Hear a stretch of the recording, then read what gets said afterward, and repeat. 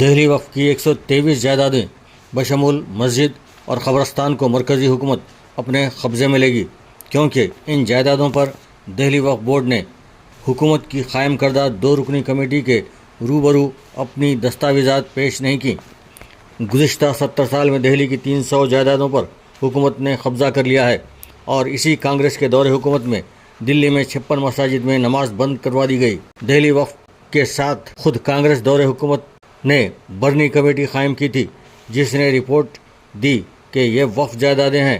کیونکہ وقف جائیدادوں پر کانگریسی حکومت کا دعویٰ تھا، تب کانگریس حکومت ایک جانب نوٹیفیکیشن جاری کر دیا کہ یہ جائیدادیں وقف کو لوٹا دی جاتی ہیں، تو دوسری جانب اس کے خلاف کسی کے ذریعے ایک مقدمہ دائر کر دیا گیا۔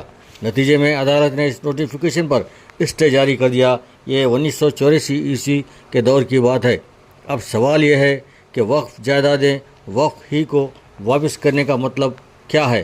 لیکن اس پر بھی ایک سازش کے ذریعے سے اسٹے جاری کر دیا گیا، لیکن قبضہ تو وقف بورڈ کا تسلیم کر لیا گیا۔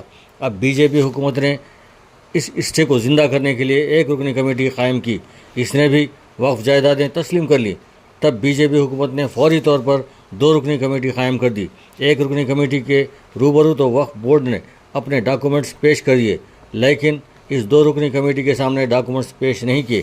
چنانچہ دہلی ہائی کورٹ نے حکومت کی حق میں احکامات جاری کر دیے۔ اس طرح سے میڈیا میں یہ بات عام کر دی گئی کہ مرکزی حکومت 123 وقف جائیدادوں کو اپنی تحویل میں لے گی، یعنی کانگریس اور بی جے پی مسلم مسائل پر ایک ہی سکے کے 2 رخ ثابت ہوئے ہیں۔ اوقافی اراضیات و جائیداد کو کئی دہائیوں بلکہ صدیوں قبل ہی وقف کر دیا گیا تھا۔ وقف کے بارے میں سپریم کورٹ کا موقف ہے کہ ایک دفعہ کا وقت ہمیشہ کے لیے وقف ہوتا ہے۔ تو پھر سوال یہ پیدا ہوتا ہے کہ مسلمانوں کے بڑوں نے جو زمین جائیداد وقف کر دی ہے، کس طرح حکومت کی ملکیت ہو سکتی ہے؟ چند لوگ کہہ رہے ہیں کہ ہندوؤں کو خوش کرنے کے لیے یہ اقدامات کیے جا رہے ہیں، تو اس کا صاف مطلب یہ ہوا کہ مسلمانوں کو اذیت دیے جانے پر ہندو خوش ہوتے ہیں۔ اس نقطے کے بارے میں علماء دین، دانشور، سرمایہ دار، قائدین اور عوام سب ہی سمجھ لیں، اور اسی نظریے کے تحت مسلمانوں کے خلاف CAA، NRC، NPR لاگو کرنے کی بات کی گئی، اور پھر یونیفارم سول کوڈ بھی ہندوؤں کو خوش کرنے کے لیے ہی منظور کیا جائے گا۔ تو پھر مسلمانوں کو صاف نظر آ جانا چاہیے کہ مسلمانوں کو اذیت دینے سے کون خوش ہوتے ہیں۔ اس نقطے پر سارے مسلمان پہنچ جانا انتہائی ضروری ہے، ورنہ خوش فہمی میں مارے جائیں گے۔